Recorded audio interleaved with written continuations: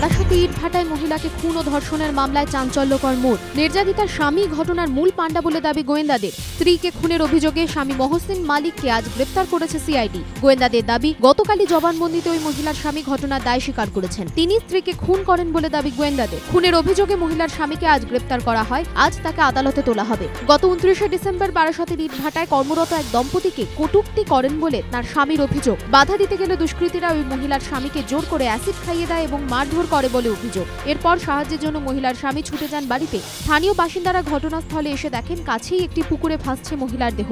এরপরই তদন্তে নামে সিআইডি। তদন্তে নেমে চাঞ্চল্যকর তথ্যের খোঁজ পেলেন গোয়েন্দারা। গোয়েন্দাদের দাবি, তার স্বামী স্ত্রীকে খুন করে গল্প তৈরি করেছিলেন। ফের ছিনতাইয়ের অভিযোগ। একাদশ শ্রেণীর এক ছাত্রের কাছ থেকে ছিনতাই করা হলো সোনার আংটি।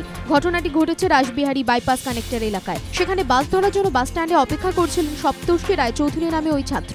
তখনই এক অজ্ঞাত পরিচয় ব্যক্তি এসে তার সঙ্গে ভাব জমায় বলে অভিযোগ সপ্তর্ষির। কথা বলতে বলতেই পাশের সার্ভিস রোড নামে নির্জন রাস্তায় তাকে নিয়ে যাওয়া হয় বলে অভিযোগ। আর সেখানেই হুমকি দিয়ে অস্ত্রের ভয় দেখিয়ে ওই ব্যক্তি তার হাত থেকে সোনার আংটি খুলে নিয়ে যায় বলে অভিযোগ। আজ সকালে কসবা থানায় ঘটনার অভিযোগ দায়ের করা হয়। ঘটনা তদন্তে নেমেছে পুলিশ।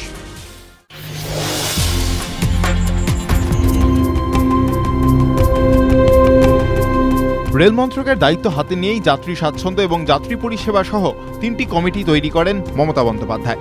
চেয়ারম্যান থেকে শুরু করে সদস্য, কমিটিগুলির সব পদেই ছিলেন মমতাপন্থীরা। কমিটিগুলির বহর এবং ব্যয় নিয়ে বারংবার প্রশ্ন উঠলেও মমতাপন্থীরা বলে এসেছেন, যাত্রীদের সুবিধার্থেই এই কমিটি, এতে তাদের কোনো স্বার্থ নেই। কিন্তু রেল মন্ত্রকের হিসেব থেকেই স্পষ্ট কিভাবে শুরুর দিন থেকে এই কমিটিগুলির পেছনে ব্যয় হয়েছে লক্ষ লক্ষ টাকা।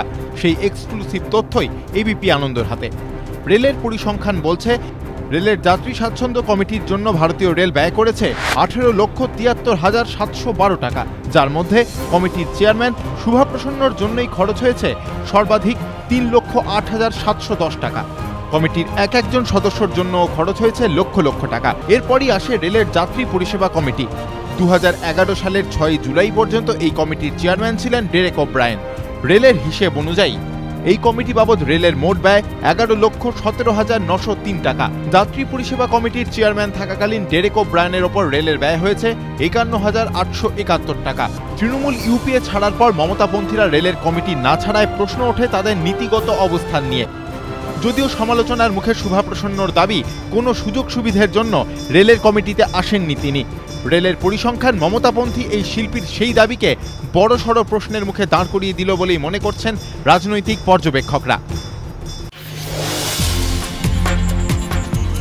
স্পেশাল 26-এর পর বাংলা ছবি।